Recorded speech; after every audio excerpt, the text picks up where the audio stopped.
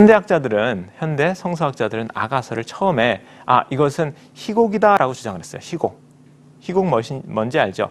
드라마를 위한 대본이라는 얘기죠. 그래서 아가에는 뭐 남자, 여자, 뭐 왕, 목동 이런 오빠들 이 다양한 등장인물이 등장하고 아가서는 그 등장인물의 어떤 대화들로 구성된 책이다라고 주장을 해왔습니다. 그리고 여러분이 이제 가끔 이제 여러분 성경을 보시면 이 아가 부분을 보면 뭐 여기서부터 여기까지는 신랑, 여기서부터 여기까지는 신부 이런 식의 어떤 단락 구분이 지어져 있는 것을 볼 수 있을 거예요. 이것이 전부 다 실은 아가서를 드라마의 대본 혹은 연극의 대본으로 보는 이런 관점을 반영한 것인데요. 그러나 최근에 이 아가서를 어떤 드라마의 대본으로 보는 이 견해는 학자들이 그다지 신뢰하지 않습니다. 왜냐하면 첫 번째, 고대 근동에는 뭐 이스라엘을 포함한 고대 근동에는 이 희곡이라는 장르가 존재하지 않았어요. 희곡이라는 장르는 조금 더 후대에 뭐 고대 그리스 시대에 가서야 희곡이라는 장르가 유행하게 되는데 그보다 훨씬 이전이었던 이 고대 근동 시대에는 희곡이라는 장르가 존재하지 않았고요. 실은 그보다 더 큰 이유는 만약에 아가서가 드라마의 대본이라면 실은 드라마 대본의 기본적인 요소들이 분명해야 할 텐데 그렇지 못하다는 점이에요. 예를 들어서 등장인물이 몇 명이냐? 그리고 등장인물의 대화가 명확하게 구분되느냐? 혹은 이 드라마의 어떤 줄거리가 무엇이냐 이런 어떤 드라마 대본의 기본적인 요소들이 아주 분명해야 되는데 이 아가서를 이제 드라마적인 관점에서 연구한 학자들 사이에서도 등장인물이 몇 명인지에 대해서 불일치가 있고요. 내용이 무엇이다 줄거리에 대해서도 불일치가 있다라는 점이죠. 그래서 이런 드라마 대본의 기본적인 요소에 있어서 이렇게 클리어하지 못한 다면 이 아가서는 이 드라마로 처음부터 만들어진 것은 아닐 것이다 라고 하는 입장이 우세해졌습니다. 자, 두 번째, 현대학자들이 아가서가 어떤 책이냐라고 하는 질문에 어떻게 대답했냐면 이제 20세기 초에 이제 종교사학자들을 중심으로 아가서는 고대 근동의 신성결혼식에 불렸던 노래다 이렇게 주장을 해요. 신성결혼식이란 말 익숙하지 않으시죠? 신성결혼식이라는 말은 신과 신의 결혼입니다. 남신과 여신의 결혼이고요. 이 결혼식이 새해, 고대 근동 사람의 달력에서 정월 초하루에 결혼식이 이제 벌어집니다. 보통 왕이 남신을 이제 분장하여 역할을 하고요. 그다음에 여사제가 이제 여신의 역할을 해서 이 왕과 여사제가 사람들 앞에서 결혼식을 해요. 물론 이것은 신의 결혼식을 재현하는 의식인데요. 이렇게 신과 신이 정월 초하루에 결혼하여 합방을 잘 해야지 그 한 해에 어떤 풍년이 있고 그 한 해에 좋은 운이 돌 것이라고 하는 믿음에서 행해졌던 것이 이제 신성 결혼식인데요. 이 신성 남신과 여신의 어떤 결혼식에 불렸던 노래가 아가서다라고 하는 주장이 이제 종교사학자들을 중심으로 이제 전에 주장이 되었습니다. 그러나 고대 이스라엘에서 이 신성 결혼식 의식이 행해졌다는 증거가 전혀 없어요. 그래서 아마 아가서가 이 신성 결혼식에 불렸던 노래라고 하는 것은 지나친 주장이 아닐까라는 생각이 듭니다. 마지막으로 최근의 학자들, 복음주의 학자들을 포함하여 최근의 학자들이 실은 많이 이제 주장하는 내용은 뭐냐면 아가서를 고대 근동의 사랑시 혹은 고대 근동의 연애시로 이해를 하는 겁니다. 말 그대로 사랑을 소재로 한 노래집이란 얘기예요. 그래서 아가서에는 사랑을 소재한 노래들이 이렇게 몇 개 이렇게 묶여 있다라고 생각하는 입장이 최근에 많은 사람들이 이야기하는 건데요. 만약에 아가서가 이렇게 사랑에 관한 시, 연애 시들이 느슨하게 편집되고 모인 것이라면 아가서를 읽는 입장에서는 실은 아가서 전체의 줄거리를 생각할 필요가 없어요. 왜냐하면 여러분이 만약에 윤동주 시집을 샀다고 생각을 해보세요.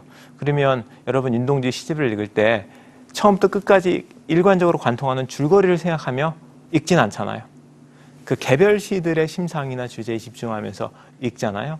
그래서 아가서를 이와 같이 어떤 고대 근동 연애 시들의 선집이라고 보는 사람들은 아가서의 줄거리에 별로 신경을 쓰지 않아요. 왜냐하면 이 줄거리가 있도록 처음부터 의도된 것이 아니라고 믿기 때문이지요. 자, 이 중에 지금까지 제가 말한 것들 중에 어떤 것을 취하든지 간에 선대 성서학자들은 유대인과 달리 아가서를 문자적으로 이해했다라는 것을 기억하는 것이 중요합니다. 다시 말하면 한 남자와 한 여자의 사랑 이야기로, 그것도 한 남자와 한 여자의 아주 진한 사랑 이야기로 이해를 했습니다. 그래서 이제 그리고 이제 실제로 아가서를 문자적으로 보면 뭐 그들의 말이 일견 맞는 것 같아요. 왜냐하면 아가서에 보면 여자의 어떤 알몸을 묘사하는 부분도 나오고요. 그리고 남자와 여자가 한 몸 되는 내용도 들어 있습니다. 그리고 이런 문자적인 독해는 독자들의 상상의 산물만은 아니에요. 왜냐하면 유대인들도 아가서는 30이 지나서 읽는 책이라고 이제 유대인들은 자녀들에게 가르쳤어요. 그래서 아직 성년이 되지 않은 사람들에게는 권장하지 않은 도서였다라는 것을 이해하신다면 아가서의 문자적인 의미는 그럴 수도 있겠다라고 하는 것을 여러분이 이해하시면 되겠습니다. 그렇지만 아가서는 이제 고대 근동의 유사 장르, 고대 근동에도 이 연애시들이 있는데 이 고대 근동의 유사 장르와 비교해서 절대로 표현이 그렇게 노골적이지 않아요. 뭐 잘 들여다보면 굉장히 노골적인 내용이 있지만 언제나 그 노골적인 내용을 우회적으로 표현하고 있음을 우리가 알 수가 있습니다.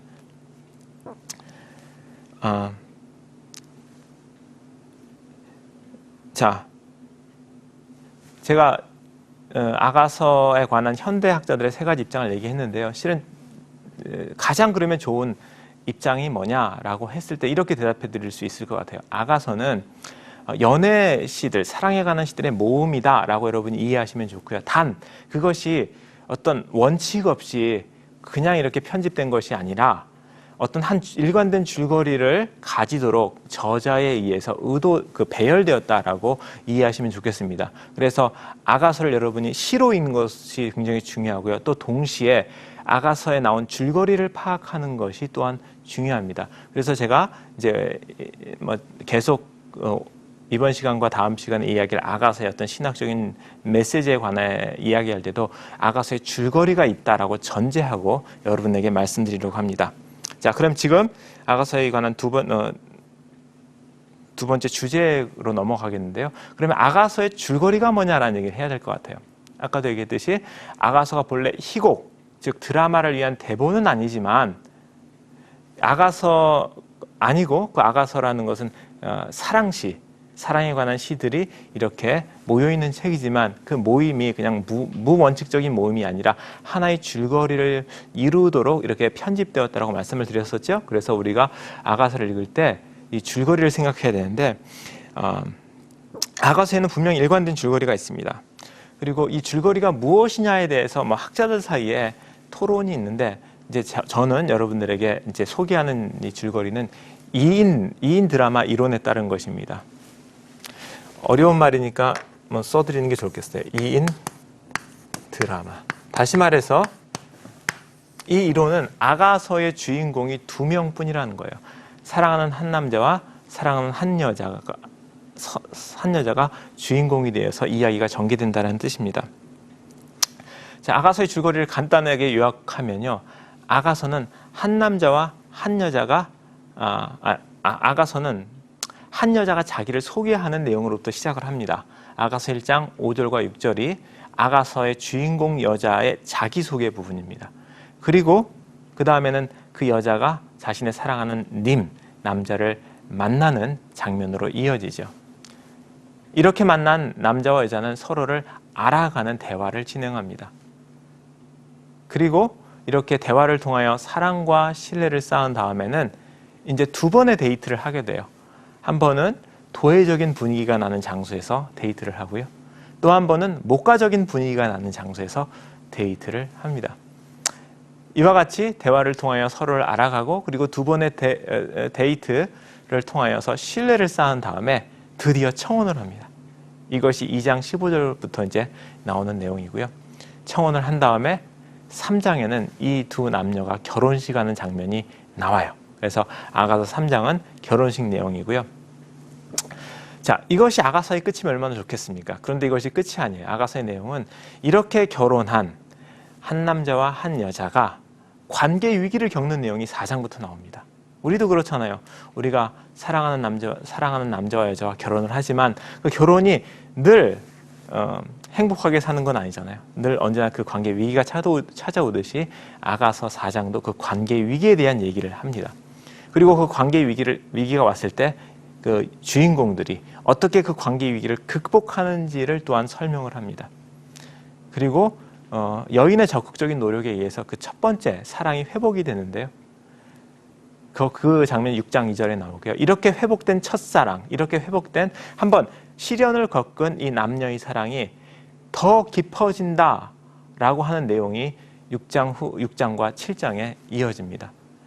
그래서 6장과 7장은 한번 위기를 겪은 이 남녀의 사랑이 더 깊어지는 이런 장면이 나오고요. 아가서 8장은 이제 아가서 전체의 내용을 요약하면서 아가서의 주제를 다시 한번 반복해주는 내용으로 되어 있습니다. 자, 어떠세요? 이제 아가서의 줄거리를 좀 아시겠죠? 실은 여러분이 아가서를 읽을 때 이 내용을 염두에 두고 읽어가면 유익하리라고 생각을 합니다.